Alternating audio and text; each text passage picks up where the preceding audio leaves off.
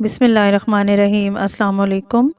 711 عیسوی میں افریقہ میں اپنی فتوحات کے جھنڈے گاڑنے کے بعد ابنائے جبرالٹر کو عبور کرنے کا فیصلہ کیا، جو افریقہ اور یورپ کو ایک دوسرے سے الگ کرتا ہے۔ اس کے پاس عربوں اور بربروں کی انتہائی طاقتور فوج تھی۔ اس کا ہدف سمندر کے اس پار کا علاقہ تھا۔ اس نے بڑی کامیابی سے اس ابنائے کو عبور کیا۔ اس سے پہلے کہ وہ لشکر کشی کرتا، اس نے محسوس کیا کہ اس کی فوج میں کچھ سپاہی اس مہم کو خطرناک اور ناقابل فتح سمجھ رہے ہیں۔ اس نے عجیب و غریب حکمت عملی اختیار کی اور اپنی تمام کشتیوں کو جلا دیا۔ اس کے بعد ایک سحر انگیز تقریر کی کہ پوری فوج کے جذبوں میں ایک تلاطم پیدا ہو گیا۔ اس نے کہا کہ یاد رکھو، تمہارے سامنے دشمن ہے اور تمہارے پیچھے سمندر، تمہارے سامنے بھی موت ہے اور تمہارے پیچھے بھی موت ہے۔ تو کیوں نہ ہم آگے بڑھیں اور دلیری سے لڑیں کہ دشمن ڈر کے بھاگ جائے۔ یاد رکھو، یہ پوری زمین اللہ کی ہے، اسی لیے میں کہتا ہوں کہ زمین کا خطہ ہمارا خطہ ہے۔ ناظرین، یہ کوئی اور نہیں بلکہ طارق بن زیاد تھا۔ ناظرین، آج کی ویڈیو میں آپ کو طارق بن زیاد کی زندگی اور مہمات کے بارے میں بتاؤں گی۔ ویڈیو کی طرف بڑھنے سے پہلے آپ سب سے ریکویسٹ ہے کہ چینل کو سبسکرائب کر لیں اور بیل نوٹیفیکیشن کو آن کر لیں۔ ناظرین، طارق بن زیاد، جسے انگریزی میں صرف طارق کے نام سے جانا جاتا ہے، ایک بربر کمانڈر تھا جس نے اموی خلافت کی خدمت کی اور 711 سے 718 عیسوی میں موجودہ ہسپانیہ، اسپین اور پرتگال میں مسلم اموی فتح کا آغاز کیا۔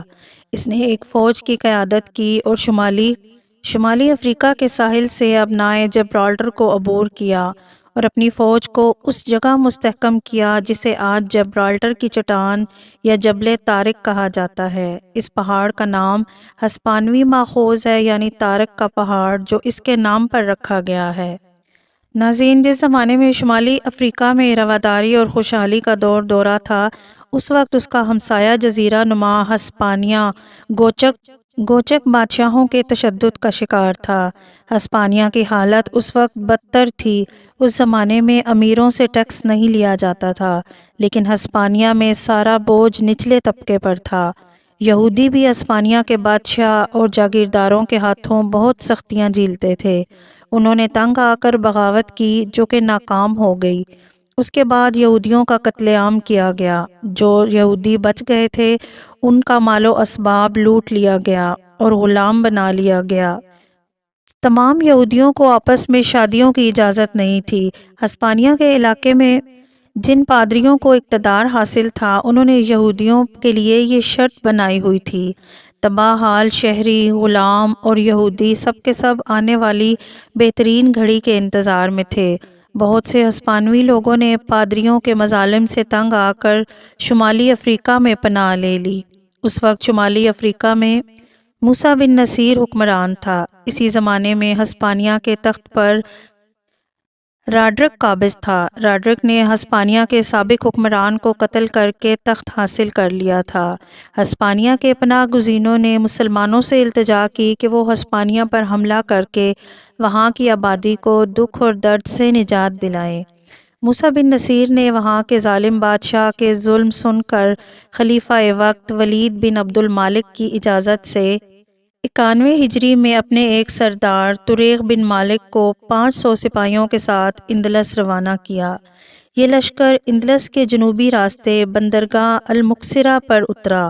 واپس آ کر طریق بن مالک نے بتایا کہ اندلس پر قابض ہونا کوئی مشکل کام نہیں ہے۔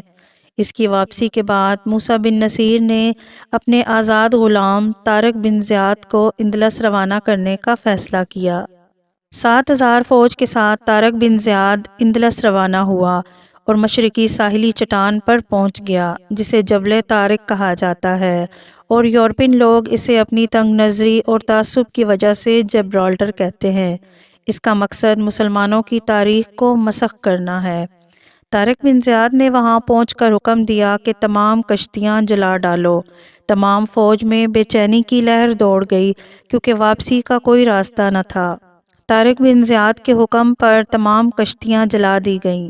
طارق بن زیاد نے ایسا اس لیے کیا کہ مسلمانوں کے ذہن سے واپسی کا تصور نکل جائے، ان کے سامنے صرف میدان جنگ ہو اور وہ اس میں کود جائیں، وہ دشمن پر جھپٹنا تو جانتا تھا مگر میدان سے پلٹنا نہیں جانتا تھا۔ طارق بن زیاد نے اپنی فوج کو 4 حصوں میں تقسیم کیا، جس نے مغیث الرومی، غرناطہ اور دیگر مقامات پر اور کرتبہ پر قبضہ کر لیا، اور وہ خود ٹولیڈو پر قبضہ کرنے والے سربراہ بن کے رہے۔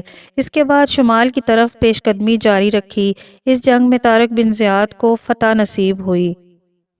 ناظرین، ایک اور بات جو آپ سے شیئر کرتی چلوں۔ ناظرین، 714 عیسوی میں ابھی اندلس پورا فتح نہیں ہوا تھا۔ طارق بن زیاد اور موسیٰ بن نصیر مارکوں پر مارکے کرتے رہے اور فتح حاصل کرتے رہے۔